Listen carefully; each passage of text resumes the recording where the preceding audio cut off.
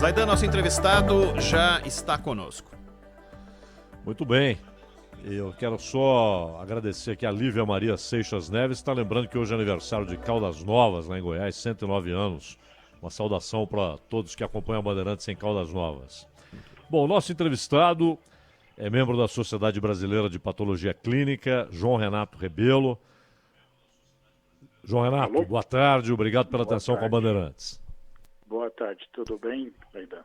Tudo bem.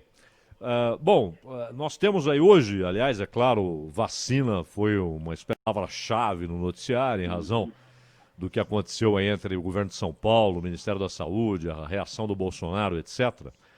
Mas antes eu queria que o senhor abordasse, por favor, uma reportagem que vimos aqui, dizendo que a vacina ela não vai acabar com a pandemia imediatamente. Ou seja, ó, a vacina, digamos que o mundo possa tomar vacina, mas isso não significa imediatamente o fim da pandemia.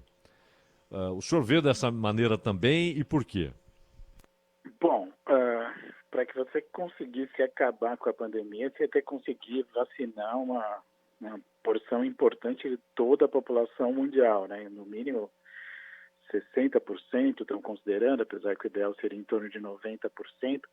E para que você vacinasse 60% da população mundial, você ia precisar de bilhões de doses de vacina, o que não vai estar disponível a curto prazo. Então, isso é o que torna, a gente vai ter que selecionar as pessoas que vão tomar a vacina, vai ter que ser primeiro os profissionais de saúde que estão expostos no maior risco, e depois a gente vai expandindo, nós estamos expandindo as populações que vão tomando a vacina até que a gente consiga um equilíbrio maior entre as pessoas vacinadas e as pessoas não vacinadas, porque também não é necessário que você vacine toda a população para que você consiga que uma população fique imunizada, né? Tem aquela famosa imunidade de rebanho, que não se sabe muito bem qual que é o nível para a proteção do Covid. Tem algumas doenças que é quase 100%, algumas chegam só a 20%, e o Covid deve estar em alguma coisa intermediária entre essas. Então, a gente sabe, alguns lugares tem 60%, que na verdade é uma parte da população já poderia estar protegida. Mas Covid é uma doença muito nova e a gente está aprendendo com ela, a gente continua aprendendo. Não faz nenhum ano que a gente tem essa doença, a gente não sabe exatamente todas essas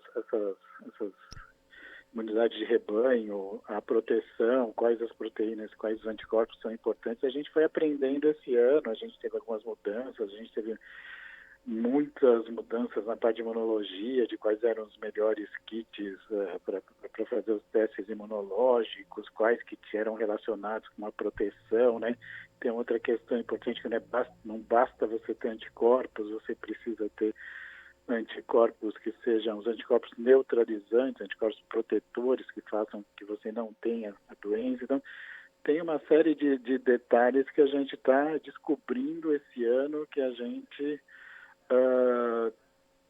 conheceu essa doença, né? Que era uma doença que estava nos morcegos ou em qualquer outro animal e que passou para o ser humano lá na China, e lá da China se espalhou para todo mundo, e a gente está com essa pandemia que tem... Nós todos estamos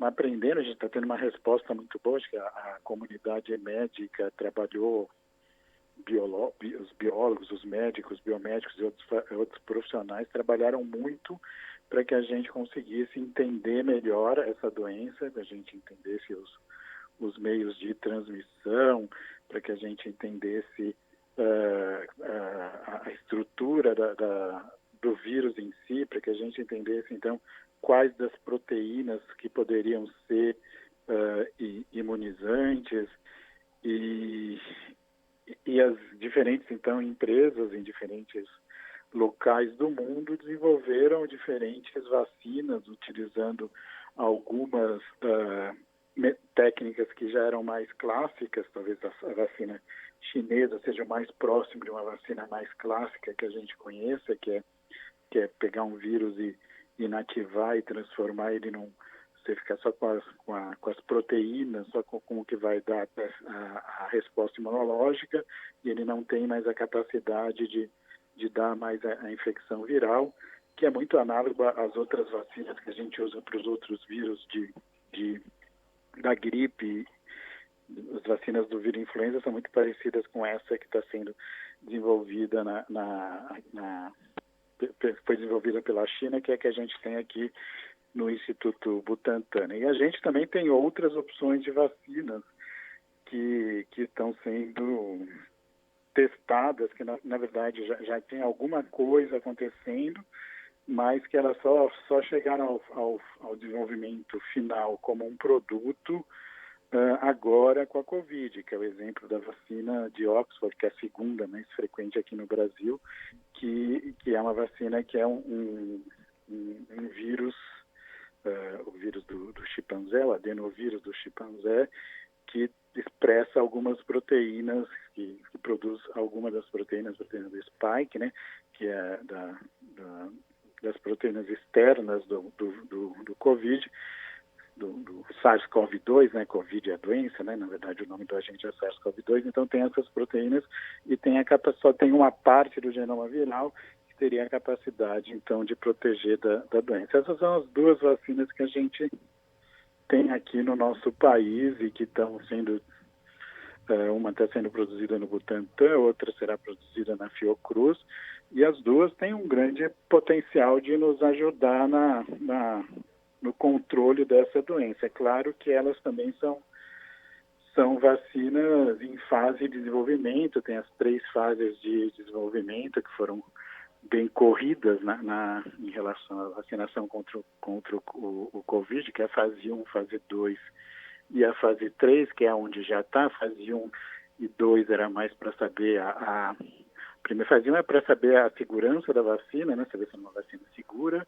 Fase 2 era para saber se ela estava desenvolvendo efeitos imunológicos. E a fase 3 já é você testar num grupo populacional maior, e é aí que eventualmente pode aparecer algum problema ou outro, mas pelo que eu sei está sendo muito bem monitorado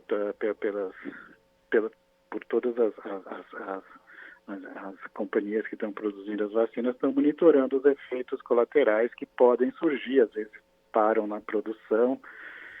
E, enfim, eu acho que estamos vivendo um ano bem diferente em relação à medicina, à saúde pública, que a gente teve que desenvolver vacinas num período bem curto, e essas vacinas estão surgindo aí, e eu acho que até o final do ano a gente vai de fato começar a utilizar elas. Eu não sei se eu respondi o que você tinha me perguntado. Sem dúvida. Agora, doutor João Renato Rebelo, hoje morreu um voluntário brasileiro, participava dos testes da vacina. Perdemos o contato? Perdemos o contato com o doutor Renato, vamos retomar o contato. A notícia, né, Zaidan? Sim. Liberando. A notícia em relação, aliás, uma nota da Anvisa que foi divulgada, abre aspas para a nota da Anvisa em relação ao falecimento do voluntário dos testes da vacina de Oxford. A Anvisa foi formalmente informada desse fato em 19 de outubro de 2020. Foram compartilhados com a agência os dados referentes à investigação, mas não se sabe se ele tomou a dose mesmo ou se tomou placebo. Está de volta o Dr. Renato. Tudo bem, então. Eu perdi um pouco do que você falou, mas eu imagino que você está falando, ninguém sabe se ele tinha tomado a vacina, se ele tinha tomado placebo. Claro. Então, se a morte está relacionada a isso, né? O caso ainda precisa ser investigado. Muito bem investigado.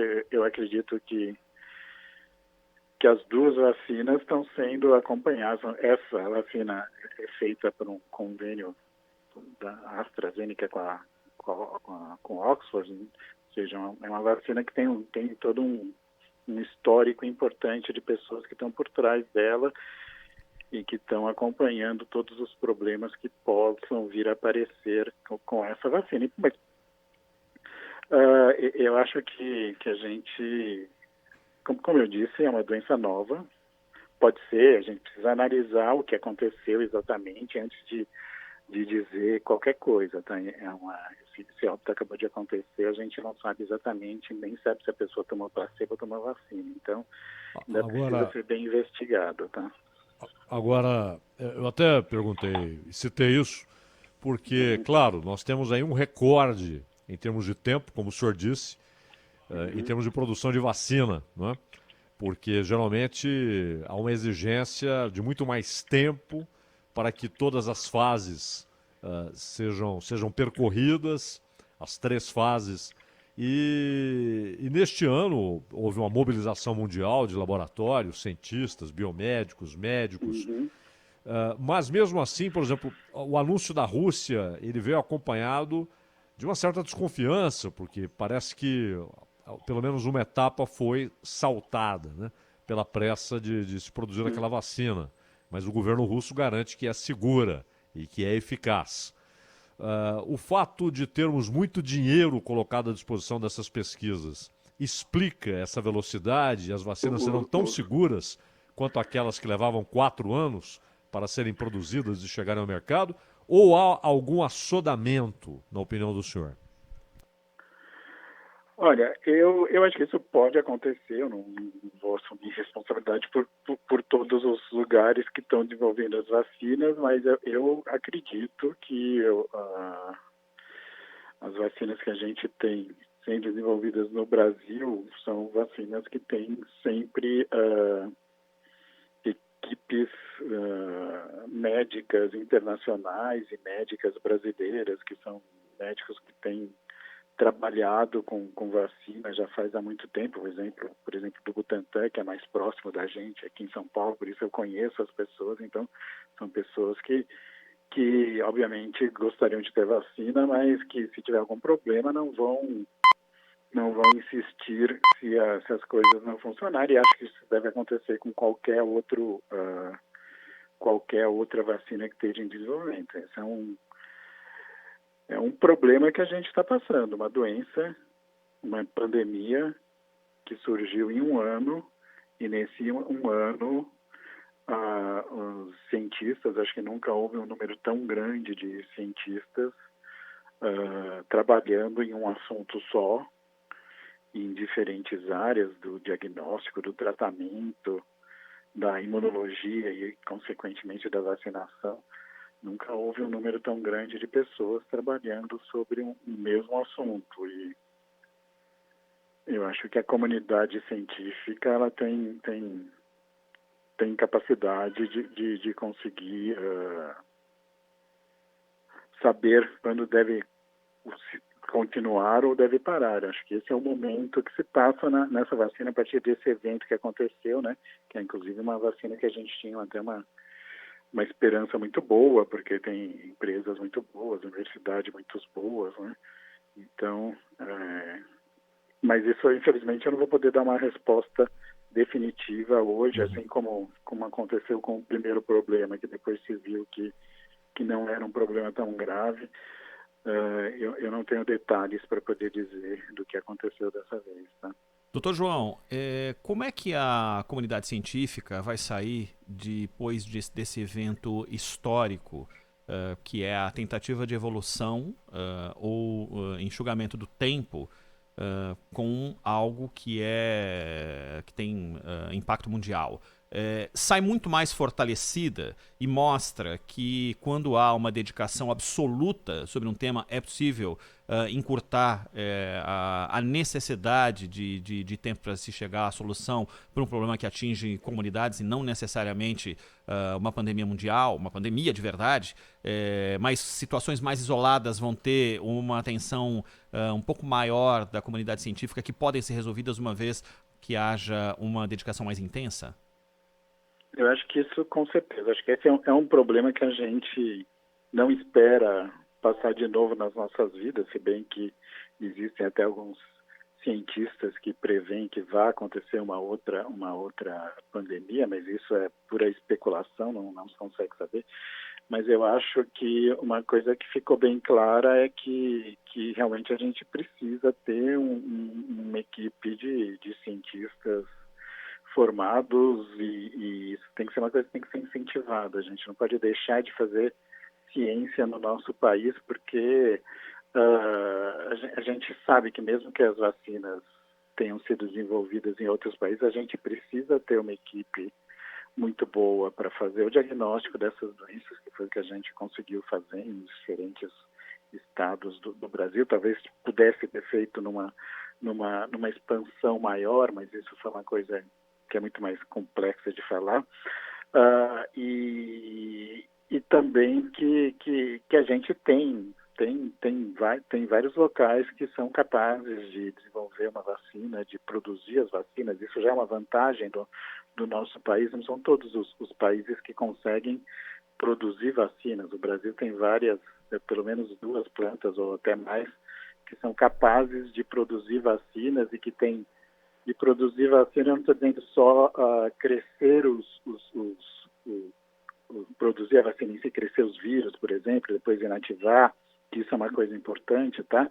Mas também tem uma equipe de médicos e de biólogos e de outros profissionais da área de saúde que conseguem acompanhar as diferentes fases necessárias para o desenvolvimento da vacina, né? Então, acho que isso, de fato, é uma coisa importante que acho que todo mundo que passou por essa experiência vai ficar da gente ter uma capacidade de reação mais rápida. Isso é uma coisa que a gente já tinha um pouco de experiência com a epidemia, que a gente teve um pouco com a febre amarela, mas foi num nível completamente diferente, mas a gente já tinha algumas experiências parecidas com isso, num nível bem menor, mas que a gente vai, com certeza, passou por um treinamento de choque para poder enfrentar outras situações semelhantes que venham a acontecer no futuro. João Renato Rebelo, membro da Sociedade Brasileira de Patologia Clínica. Dr. João Renato, muitíssimo obrigado aí pela atenção conosco com a Rádio Bandeirantes. Até uma próxima. Tá bom, obrigado a você.